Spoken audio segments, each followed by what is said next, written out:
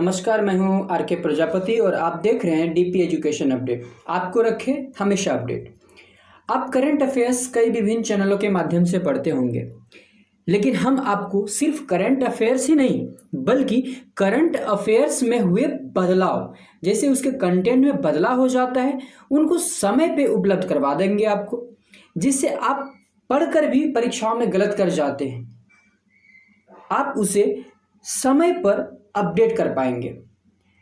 जो YouTube के इतिहास में पहला ऐसा चैनल है डीपी एजुकेशन अपडेट, जो ऐसा सुविधा आपके लिए लेकर आया है।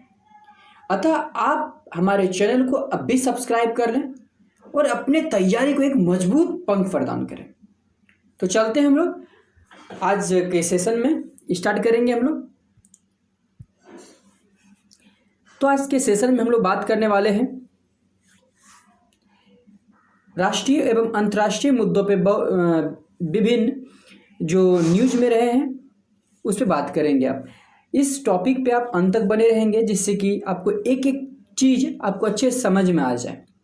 देखिए, हम आपको रट्टा नहीं मरवाएंगे, हम आपको अच्छे से समझाएंगे, जिससे आप परीक्षाओं में जाएं, कभी भी जाएं, आराम से इजीली आप उसको आंसर दे सकते हैं। चलिए,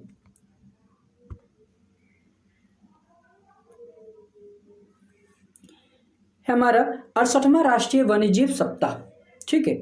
जो 68वां राष्ट्रीय वन्यजीव सप्ताह मनाया गया है 2 अक्टूबर से 8 अक्टूबर के बीच, ठीक है। आपको बता दें कि राष्ट्रीय वन्यजीव जो दिवस है पहली बार 1952 ईस्वी में मनाने का विचार आया था, लेकिन वो पहली बार 1955 में मनाया गया। राष्ट्रीय वन्यजीव दिवस, राष्ट्रीय वन्य, ये आपको डेटा आपको याद रखना है। राष्ट्रीय वन्यजीव दिवस पहली बार 1955 में मनाया गया है 2 अक्टूबर को। पुनः इसे सुधार कर 1957 में, कब? 1957 में 2 अक्टूबर से 8 अक्टूबर के बीच वन्यजीव सप्ताह मनाने की घोषणा की गई है, ठीक है। तो इस बार 2022 में ये वन्यजीव सप्ताह का 68वां संस्करण था। इनका मेन उद्देश्य होता है भारत के नागरिकों को वन्य जीवों के संरक्षण हेतु उसको जागृत करना है, ठीक है। चलिए, तो आगे बढ़ेंगे हम लोग। गुजरात का मोढेरा देश का पहला सौर संचालित गांव बना है। ये जो गुजरात का मोढेरा है, ये भारत का पहला ऐसा गांव है जो सौर संचालित है। प्रधानमंत्री नरेंद्र मोदी ने लगभग 3900 करोड़, कितना? 3900 करोड़ से भी अधिक के लागत से बने, मतलब कई विभिन्न योजनाओं का शिलान्यास किया, जिसमें एक जो सौर संचालित जो गांव है मोढेरा, इसको 24 गुना 7 सौर ऊर्जा से संचालित गांव घोषित किया गया है, ठीक है। आपको ये याद रखना है, ये गुजरात का ही नहीं देश का ये पहला ऐसा गांव है जिसे 24 गुना 7 यानी 24 घंटा 7 दिन सौर ऊर्जा से संचालित होगा, ठीक है। चलिए, ये आपके लिए बहुत इंपॉर्टेंट डेटा है। एंजेला मर्केल को मिलेगा यूएनएचसीआर नॉन-सेंट रिफ्यूजी अवार्ड। आपको बता दें, पूर्व जर्मन चांसलर एंजेला मर्केल को ये यूएनएचसीआर की तरफ से नॉन-सेंट रिफ्यूजी अवार्ड के लिए नामित किया गया है। इन्हें सीरिया में हुए शरणार्थी जो संकट है, इसमें जो नैतिक और राजनीतिक जो पृष्ठभूमि इनके रही है, ठीक है, और जो अपना एक अच्छा योगदान दिया है, उसके लिए इन्हें नॉन-सेंट रिफ्यूजी अवार्ड के लिए नामित किया गया है। आपको ये याद रखना है, ये बहुत ही इंपॉर्टेंट हो जाता है इंटरनेशनल करंट के हिसाब से। चलिए, स्वच्छता सारथी समारोह, ये जो स्वच्छता सारथी समारोह 2022 का आयोजन किया गया है, ये आईआईटी दिल्ली में किया गया है, जो 2 दिवसीय रखा गया था, जो 30 सितंबर और 1 अक्टूबर के बीच मनाया गया है, यानी 2 दिन, यानी 30 सितंबर और 1 अक्टूबर को मनाया गया है। कहाँ पे? तो आईआईटी दिल्ली में। इनका मेन उद्देश्य था भारत के विभिन्न शहरों एवं गांवों को स्वच्छ बनाना एवं नागरिकों को स्वच्छता के प्रति एक उत्साह और जागृति प्रदान करना, जिससे कि वो अपने आसपास साफ सुथरा रख सके, ठीक है। तो इसको याद रखना है, ये कहाँ मनाया गया था? तो आईआईटी दिल्ली में। कब से कब? तो मतलब 2 दिन रखा गया था, 30 सितंबर और 1 अक्टूबर के बीच। चलिए, विद्या पिल्लई ने स्नूकर में जीता रजत पदक। ये जो विद्या पिल्लई है, ठीक है, आपको बता दें पूर्व विश्व स्नूकर चैंपियन और कई बार अंतर्राष्ट्रीय विजेता रह चुकी हैं विद्या पिल्लई। इन्होंने विश्व महिला के 6ठे रेड स्नूकर चैंपियनशिप 2022 में रजत पदक जीता है। कौन सा पदक, आपको ये याद रखना है, कौन सा पदक जीता है, तो रजत पदक। यानी इसे कह सकते हैं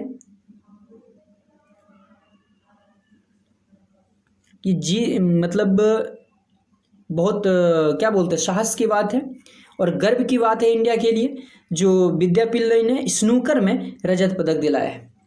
ठीक है, चलिए इसको आप याद रखना है, नाम भी याद रखना पड़ेगा आपको, विद्या पिल्लई, ठीक है, और रजत पदक। ये कौन सा गेम है, तो स्नूकर। चलिए आगे बढ़ते हैं। अंतर्राष्ट्रीय बाजरा वर्ष 2023। 2023 को अंतर्राष्ट्रीय बाजरा वर्ष घोषित किया गया है। कृषि मंत्रालय और भारतीय राष्ट्रीय कृषि सहकारी विपणन जो महासंघ हैं, जिनको हम लोग NAFED भी बोलते हैं, इनके द्वारा अंतर्राष्ट्रीय बाजरा वर्ष 2023 को बढ़ावा देने के लिए एक समझौता किया है। ठीक है, जो अगले साल यानी 2023 में अंतर्राष्ट्रीय बाजरा वर्ष मनाया जाएगा। इसी साल अक्टूबर 2022 को ये घोषणा हुई है, आपको ये भी याद रखना है। चलिए आगे बढ़ेंगे हम लोग। कॉमनवेल्थ गेम 2026 में शूटिंग और पैरा शूटिंग की होगी वापसी। आपको बता दें कॉमनवेल्थ गेम जो है, जिसमें खेलों की सूची जारी कर दी गई है और जो शूटिंग और पैरा शूटिंग है, अभी तक के लिए इसको इस खेल के लिस्ट से बाहर रखा गया था, जो 2026 से इस लिस्ट में शामिल किया जाएगा। ठीक है, अब ये शूटिंग और पैरा शूटिंग भी होगी आप खेल। ठीक है, चलिए आगे बढ़ेंगे हम लोग। स्टार्टअप्स के लिए क्रेडिट गारंटी योजना। आपको बताते हैं वाणिज्य मंत्रालय के उद्योग एवं आंतरिक व्यापार संवर्धन विभाग द्वारा, जो भारत सरकार के अंतर्गत आता है, इनके द्वारा स्टार्टअप्स के लिए क्रेडिट गारंटी योजना लाया गया है। तो ये क्या है स्टार्टअप्स के लिए क्रेडिट गारंटी? ये जो क्रेडिट गारंटी है, इसका मतलब क्या है? देखिए, स्टार्टअप्स आप कुछ भी करते हैं, चाहे आप कोई उद्योग लगाते हैं या बड़े बड़े कंपनी खोलते हैं, फैक्ट्री लगाते हैं या कोई बिजनेस खोलना चाहते हैं, जिसके लिए आपको अधिकतम 10 करोड़ तक का भारत सरकार की ओर से लोन दिया जाएगा। जिसमें लोन तो देगा आपको 10 करोड़, लेकिन उसके लिए आपको कुछ क्रेडिट तो रखना पड़ेगा। तो इसके लिए एक फंड स्थापित किया गया है। ठीक है, उसी के तहत स्टार्टअप्स के लिए आपको ये लोन मिलेगा। ठीक है, जिसे नाम दिया गया है स्टार्टअप्स के लिए क्रेडिट गारंटी योजना। ठीक है, आपसे पूछा भी जाएगा ये किस मंत्रालय के अधीन है, तो ये है वाणिज्य मंत्रालय के उद्योग एवं आंतरिक व्यापार संवर्धन विभाग द्वारा है। ठीक है, चलिए विश्व डाक दिवस। आपको पता होगा हर साल 9 अक्टूबर को, कब? 9 अक्टूबर को विश्व डाक दिवस मनाया जाता है। आपको पता होगा या हम बता देते हैं आपको, विश्व डाक दिवस पहली बार यानी 9 अक्टूबर 1974 को यूनिवर्सल पोस्टल यूनियन के गठन, ठीक है, कब? 9 अक्टूबर 1874 में। ठीक है, यूनिवर्सल पोस्टल यूनियन होता है, उसके गठन हेतु ये बर्न में, कहाँ पे? बर्न कहाँ पे है? स्विट्जरलैंड में। बर्न में 22 देशों की संधि पर हस्ताक्षर किया गया था।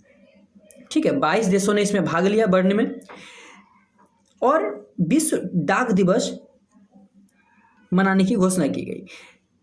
इसमें भारत जो है इसका सदस्य के रूप में वर्ष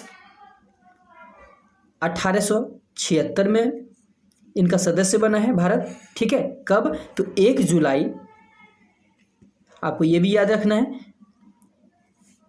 यूनिवर्सल पोस्टल यूनियन का जो सदस्य बना है भारत, ये कब बना है? तो 1 जुलाई 1876 ईस्वी में। और देखिए इसमें एक्स्ट्रा डेटा हम आपको देते हैं।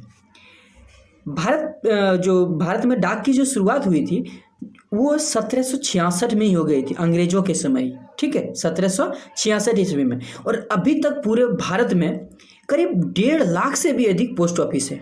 ठीक है, 1.5 लाख से भी अधिक पोस्ट ऑफिस हैं भारत में, ठीक है। और आपको ये भी डेटा आपको याद रखना है कि भारत में 9 से 14 अक्टूबर के बीच विश्व डाक सप्ताह मनाया जाता है। यहाँ पे हम बात कर रहे हैं विश्व डाक दिवस के बारे में, जो 9 अक्टूबर को मनाया जाता है, लेकिन भारत में विश्व डाक सप्ताह मनाया जाता है 9 से 14 अक्टूबर के बीच, ठीक है। फीफा ने किया भारत में फुटबॉल फॉर स्कूल कार्यक्रम लॉन्च। आपको बता दें अखिल भारतीय फुटबॉल महासंघ, जिसे AIFF बोलते हैं, इसके साथ मिलकर फीफा ने भारत में स्कूलों में एक कार्यक्रम चलाया है जिसे फुटबॉल फॉर स्कूल कार्यक्रम बोला जा रहा है। इसमें स्कूली बच्चों को फुटबॉल में रुचि दिलाने के लिए और फीफा को एक क्या बोलते हैं पावरफुल और अच्छे अच्छे प्लेयर मिल सके, इसके लिए एक कार्यक्रम चलाया गया है। इनका देखिए दूरदर्शी वाला इनका जो लक्ष्य है वो दूरदर्शी वाला है, ठीक है। अब ये किए हैं, इनके लिए फीफा को भी थैंक यू है कि भारत में ये स्कूल के लिए कार्यक्रम चला रहे हैं। चलिए आगे देखेंगे हम लोग।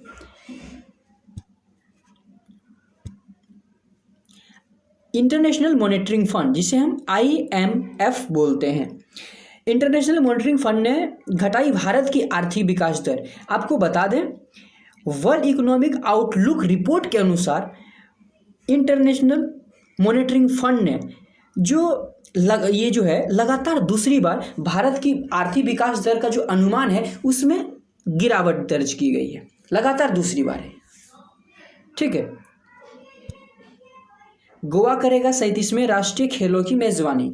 आपको बता दें भारतीय ओलंपिक संघ के अनुसार अक्टूबर 2023 में ये 37वां संस्करण का आयोजन किया जाएगा, जो भारत के गोवा शहर में होगा। जो गोवा एक राज्य है, यहाँ पे राष्ट्रीय खेलों का आयोजन किया जाएगा, ठीक है। ये वर्ष का 37वां संस्करण होगा। चलिए आगे देखते हैं हम लोग। इंटरपोल ने भारत के प्रस्ताव को किया खारिज। आपको बता दें एक आतंकवादी है जिसका नाम है गुरपतवंत सिंह पन्नूर, इनके खिलाफ भारत ने इंटरपोल को एक प्रस्ताव भेजा था कि इन्हें कॉर्नर नोटिस, यानी रेड कॉर्नर जो नोटिस होता है, देखिए कॉर्नर नोटिस रेड होता है, ग्रीन होता है, ब्लैक होता है, तो रेड कॉर्नर में डालने के लिए प्रस्ताव भेजा था, जिसे इंटरपोल ने खारिज कर दिया। भारत के प्रस्ताव को इंटरपोल ने खारिज कर दिया, यानी अब जो गुरपतवंत सिंह पन्नूर हैं इनको रेड कॉर्नर नोटिस के लिए इस पे मतलब जारी नहीं किया जाएगा, ठीक है। चलिए खबरों में सतलज यमुना लिंक नहर। आपको बता दें सुप्रीम कोर्ट ने हाल ही में पंजाब और हरियाणा राज्य सरकार को सतलज यमुना लिंक नहर पे फटकार लगाई है। सुप्रीम कोर्ट ने कहा है कि सतलज यमुना जो लिंक नहर है, इनके फैसले के लिए पंजाब और हरियाणा सरकार हमारी मदद करे। और कोर्ट ने यह भी कहा है कि ये जो प्राकृतिक संसाधन है इस पे किसी भी विशेष व्यक्ति, राज्य या देश का अधिकार नहीं होना चाहिए, इस पे सभी मिलजुल के इनका उपयोग करें, ठीक है। चलिए आगे हम लोग बढ़ते हैं। राष्ट्रीय खेल 2022 पदक तालिका। 12 अक्टूबर को राष्ट्रीय खेल के 36वें संस्करण का कौवा संस्करण है, 36वां यानी 36 संस्करण है। इसमें सशस्त्र बलों की खेल टीम सर्विसेज 28 राज्यों एवं 8 केंद्र शासित प्रदेशों के लगभग 7,000 से अधिक, ठीक है, एथलीटों ने प्रतिस्पर्धा में भाग लिया है। चलिए ये अच्छी बात है, आगे बढ़ेंगे हम लोग। सिलेंडर लोरिस के लिए पहला अभ्यारण्य।